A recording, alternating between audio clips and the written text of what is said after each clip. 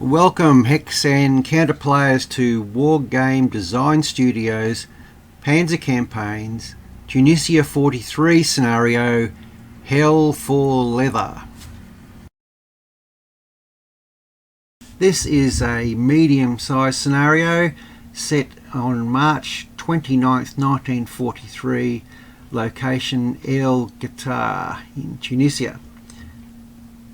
The US 1st Armoured Division had been held up at the Maknassi Pass, and now US 2nd Corps was directed to open a route through the Axis defences to release US 1st Armoured Division down Highway 15 toward Gabes.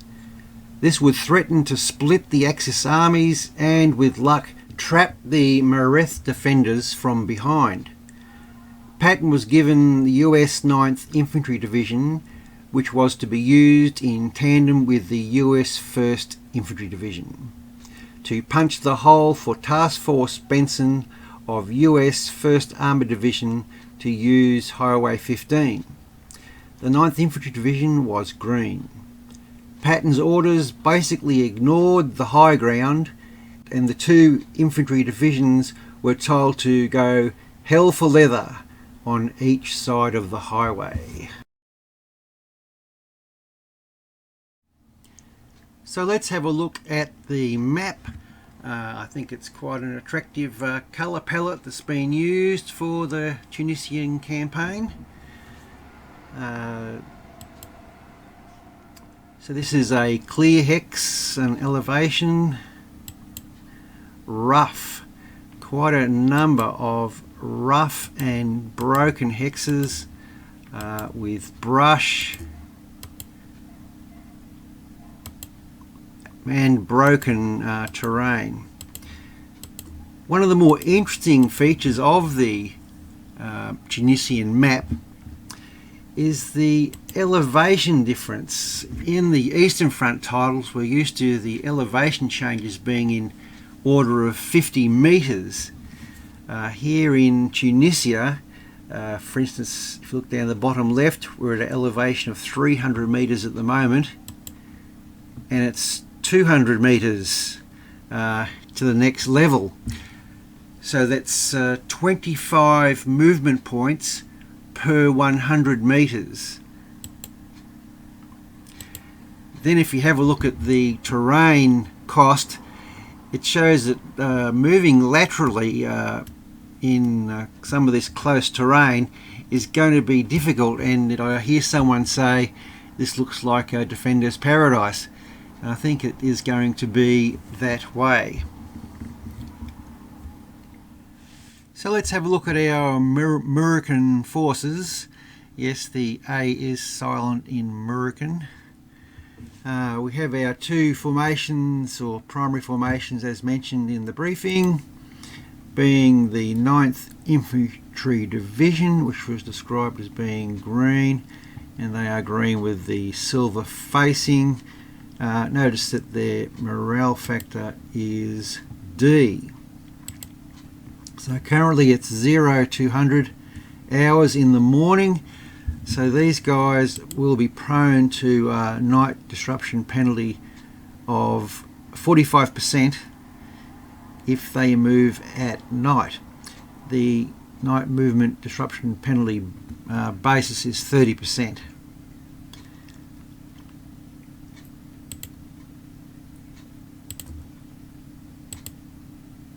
And some of our guys are already disrupted. The other primary formation on the board is the Big Red 1, or the 1st Infantry Division. You can see these guys are morale C. So they would have a 30% chance of disruption if moving at night.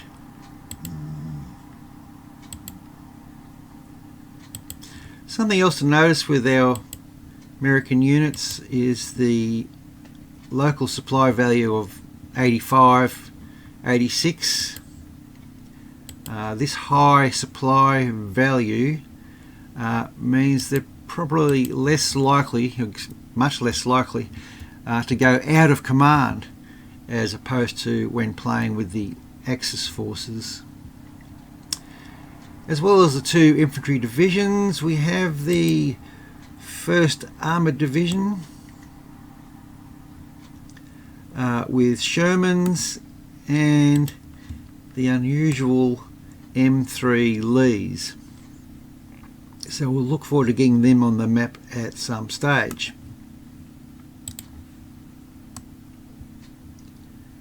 A US Recon Company from 2 Corps. Right, so that's the our Allied units. So let's see how they go.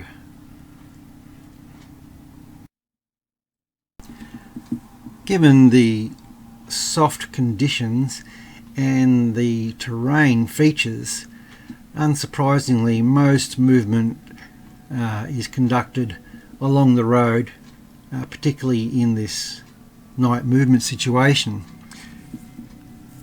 You need to be careful when moving in travel mode at night that your moving unit is actually the first one into a empty hex, because it's only the first 350 troops which get the movement by travel mode along a road. Otherwise, any units which have come subsequently, which are over the 350 limit, they then will be moving at the normal rate and are therefore subject to the night movement disruption penalty. So fairly conservative, some minor movement with the 9th Infantry Division. Note that some of our 9th Infantry Division were beyond headquarters range. Then in turn 3, first contact.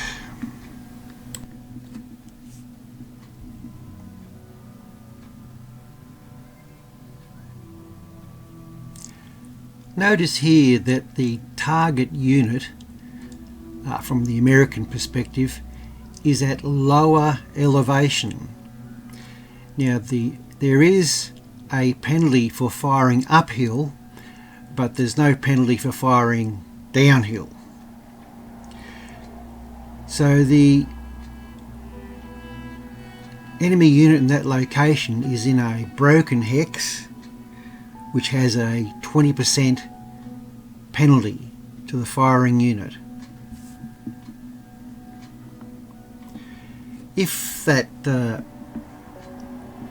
anti-aircraft gun was at higher elevation, there would also be a 25% penalty to the firing unit.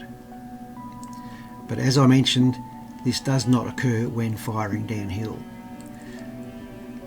Notice this engineer unit, he is uphill, so our American infantry unit there would have the 25% penalty for firing up, plus the trench penalty. So that makes that engineer a tough cookie to crack. In fact, a frontal uphill attack with an American unit would be a recipe for disaster. So we'll have to move around that particular fellow. Meanwhile, we found a Axis motorcycle unit on this peak, and I'm sure he's going to be really difficult to dig out of there, given that he has an elevation advantage and he's in a trench. So we'll need some artillery support there to get even close to digging this guy out. And in the meantime, we bump into our first Italian units.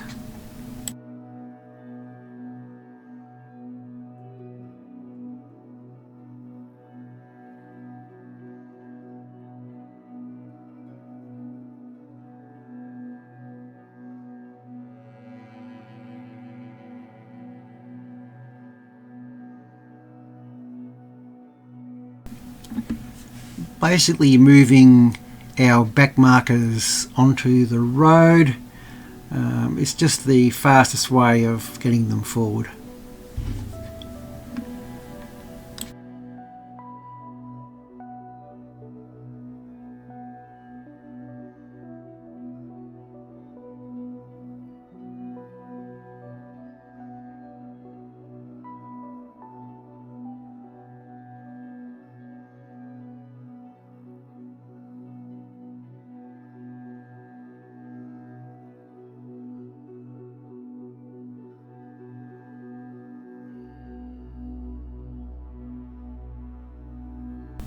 And the German turn 3 response.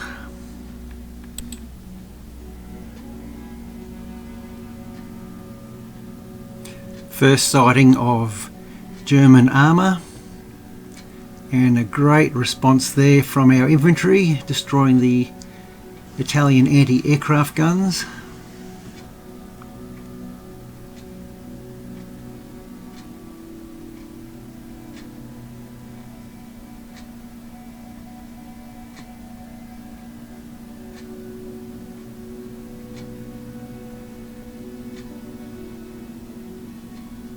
And that's the end of turn 3. And we're doing okay, we're showing a positive number.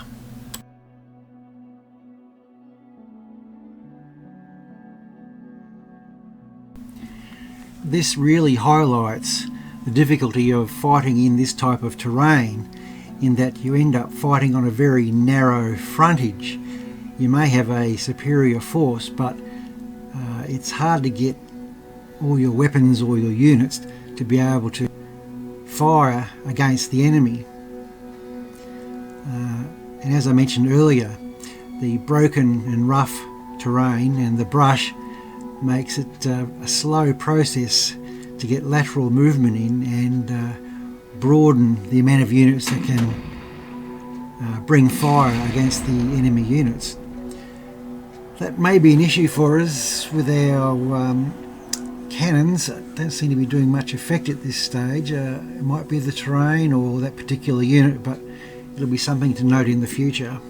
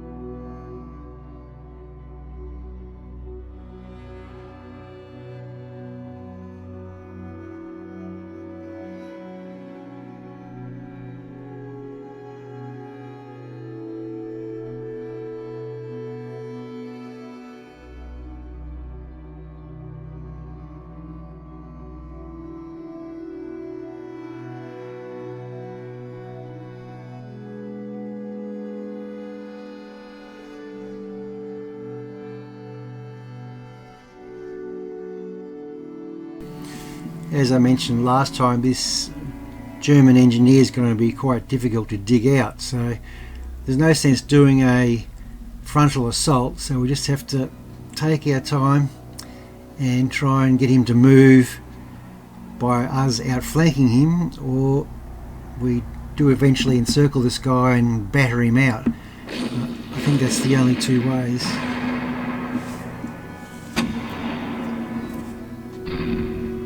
Well, a disappointing result of our artillery there.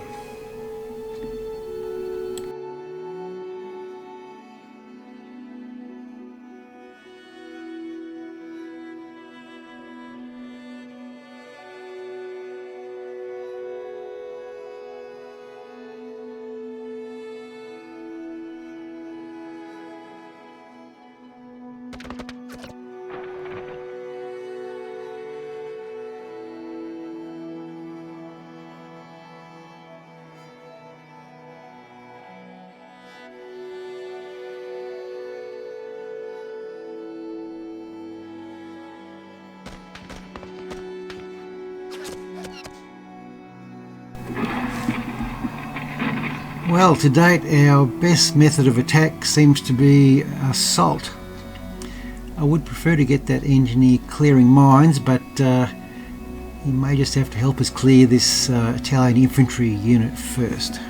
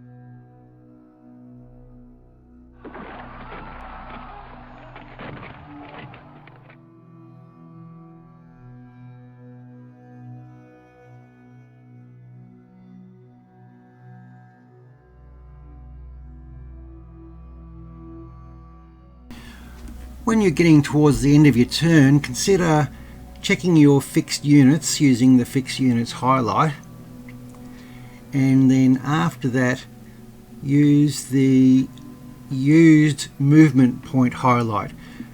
That way you can check which units of yours have moved and which haven't, and do you have any more opportunities to move, or sometimes you don't want a unit to move for various reasons, but using those highlights can bring those to the forefront of your mind.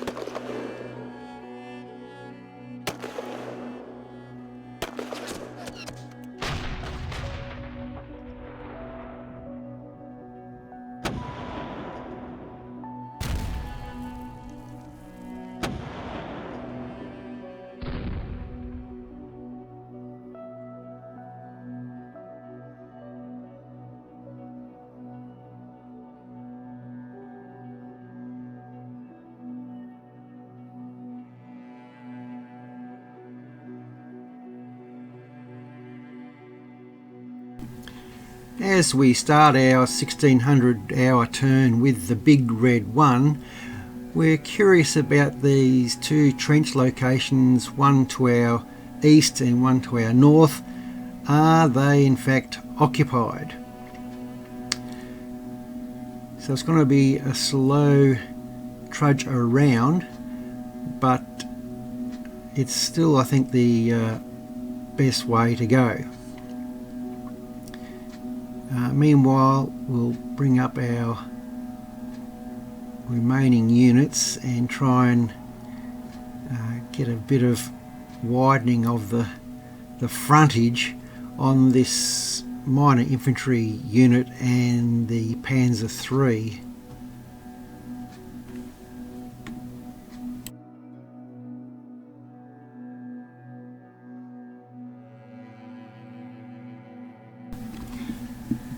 Our half-tracks cover the ground probably the best of any vehicle we have, and they discover an engineer and a mounted infantry unit on foot.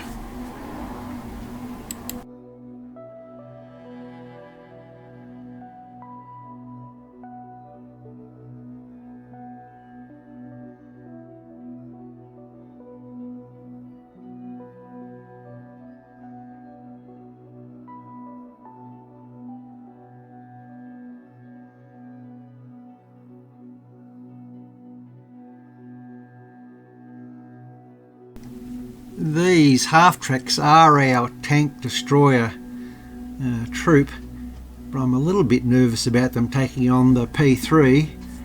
I'll have to see what happens.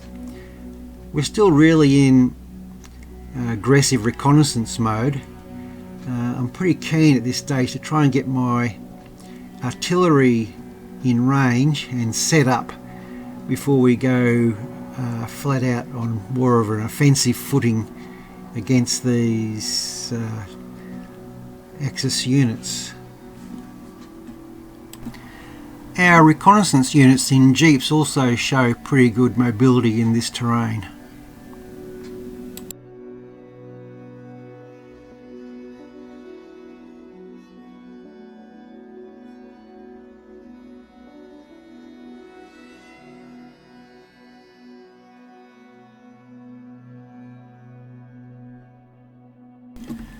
I think it's a good habit to get into at this stage is to move your headquarters and artillery off the roads before you set them up. Eventually we'll want the roads to be clear so that our armoured formations being held in reserve at the moment, can move through clearly without having to bump over various units and lose movement points.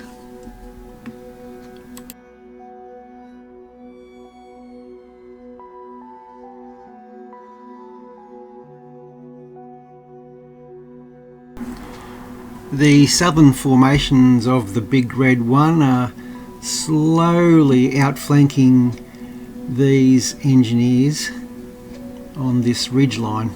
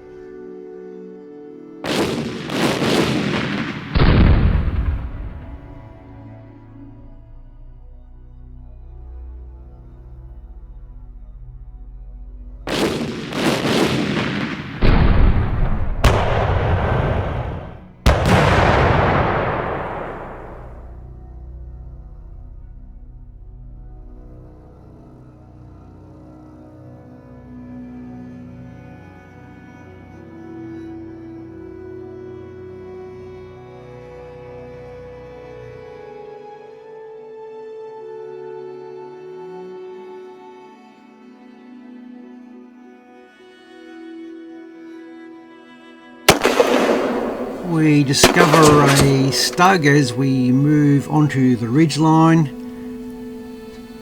so that will become an issue for us as well.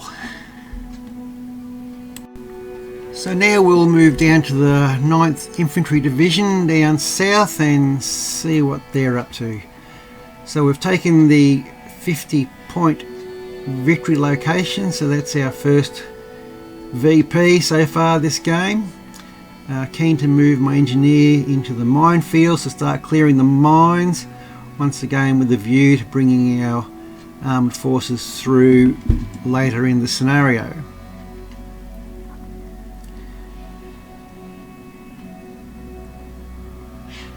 Basically the same idea with the road is, once the artillery and other units are within range, move them into hopefully a safe position for them to set up and keep the road clear for other units using the road.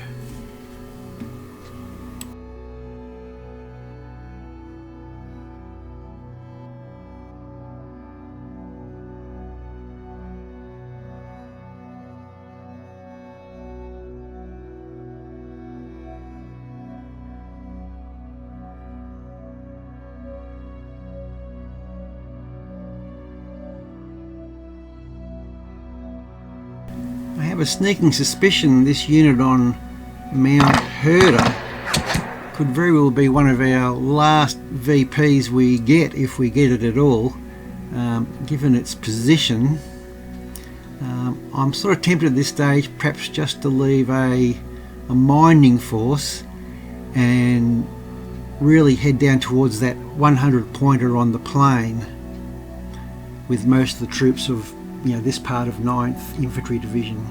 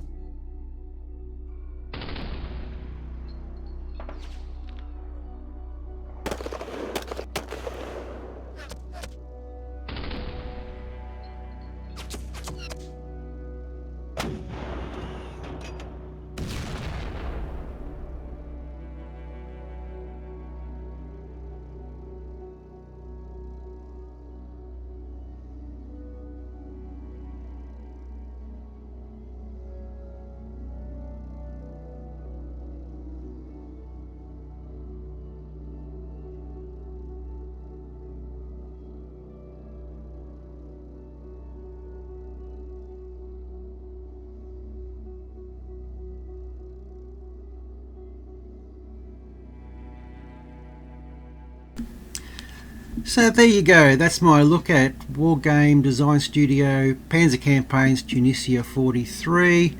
A lot of wargaming goodness to be had there. Of course, it covers the very well known Kasserine Pass battle, as well as large campaign maps and that type of thing. It's very different terrain with a lot of broken and rough terrain, as you saw, but there are also plains and all sorts of terrain there in Tunisia, which makes it a little bit different even than, say, El Alamein, which is over to the east from this location. So enjoy your gaming, and I'll catch you next time.